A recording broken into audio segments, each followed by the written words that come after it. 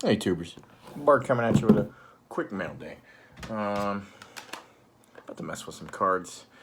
About to put some new stuff up in the display over there, which means I like to clear the area and sort the ones that I already have out.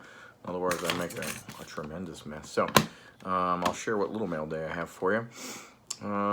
Two raw ones in. First one is this Mirror Gold. What year? 95.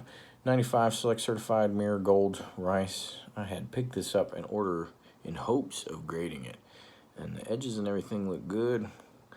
But then once I took it out and really looked at it, there is some ish all over the surface. I got about, I don't know what it is, so I got half the ish off, but there's little speckles all over the place up top here that I just could not get off. I was wiping it down feverishly to no avail, so it ends up in the magnetic to show some shine probably in this display here. Pick this one up.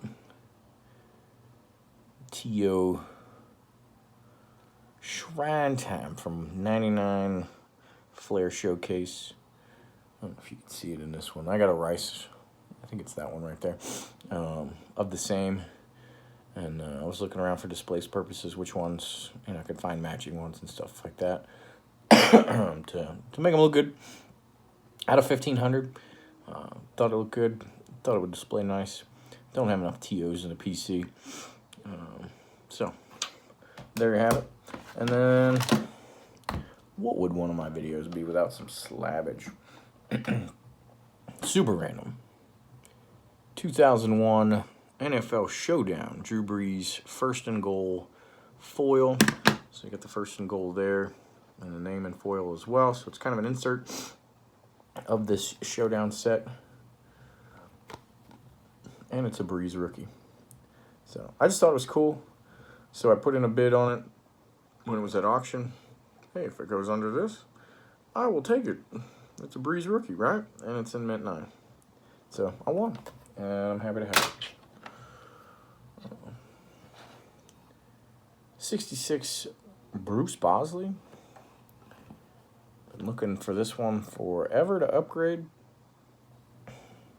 I think the pop is 22, something like that, but only one higher. And I don't know, those 22s or the 8s were just 22. The 8s weren't popping up for sale very often. And I mentioned it before, but when I first got into it, collecting and set collecting and everything, that's what PSA not PSA, 4 Sharp Corners really specialized in, is people filling their sets. So I was buying stuff from 4 Sharp Corners like there was no tomorrow for a couple of years. I was on the Christmas card list and everything. But they got to the point where they were following my habits, and so when they listed this one, and it's been there forever, they just listed it for what I thought was stupid money for an 8 for a mid-60s, Philadelphia card. And so I've never bought that one. And no one never showed up for auction, so I finally had to get the filler, and came down between a 7 and a 9 off center.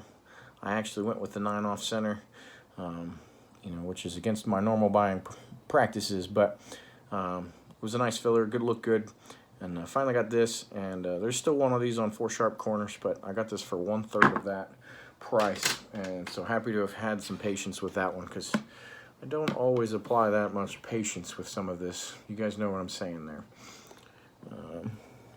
Yeah. Great segue into the next card there. And speaking of patience, 98 Collector's Edge Masters. I've got a nice frog in my throat right now. This is numbered out of 5,000, but it's pop of 1.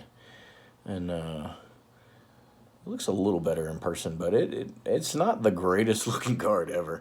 And Probstein had been listing this as an auction, but not a high starting auction, started $38 or something like that, put in your one bid or whatever.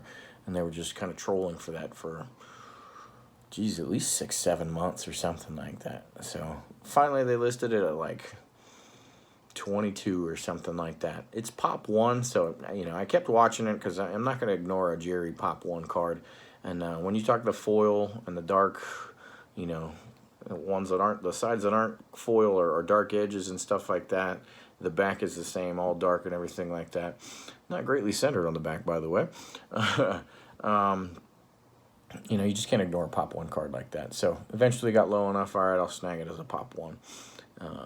Because, you know, 20, 22 bucks for some of these cards, like, you know, but at the same time, if I found this card for $2, then I'd pay $4 for shipping. It's a $6 card, and then I pay $8 or so for grading, plus, you know, those assorted shipping costs and stuff like that. All of a sudden, I'm 14, 15 bucks into a card, you know, that I don't know is going to be a gem. So you got to go for that guaranteed sometimes, and reduce your risk and keep those registry sets higher quality.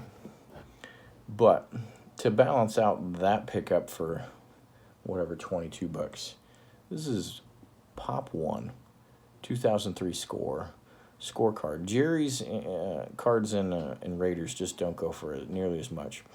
But this number, well, it doesn't look too much on the front. You know, it's the scorecard version. So it is numbered out of 500 there. So Pop 1 out of 500. Got it for $5.50. Jackpot. So that balances that out with the one I spent. Just a couple more bucks than you'd want to based on an ugly card and everything like that. But pretty cool. And that was 6 cards. That's what I got for you. Thanks for watching. I don't know. I might do some sort of showcase as I'm sorting through cards. I don't know. My mind's somewhere in the realm of, you know, my favorite Nationals card showcase or something like that. So we'll see what happens. But thanks for watching. Keep making content as we head into the weekend. I'll be watching.